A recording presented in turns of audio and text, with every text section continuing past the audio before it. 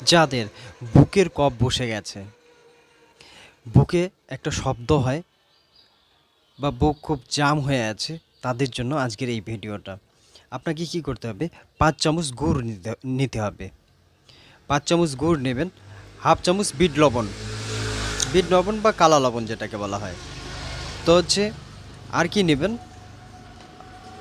জোয়ান বা জৈন হাফ চামচ নেবেন, আধা চামচ গোলমরিচ পাউডার নেবেন, জোয়ানটাও পাউডার করে নেবেন, 4টা ছোটো এলাচ সেটাও পাউডার করে নেবেন। সম্পূর্ণ কি করবেন, সম্পূর্ণ কড়াইতে দিয়ে একটু চাটনির মতো বানিয়ে নেবেন।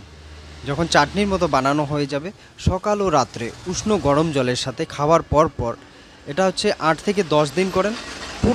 পুরনো কাশি, বুকে শব্দ বা শ্বাসের প্রবলেম, এগুলো সব থেকে আপনি হচ্ছে আস্তে আস্তে আপনার ঠিক হয়ে যাবে। তো আপনারা ব্যবহার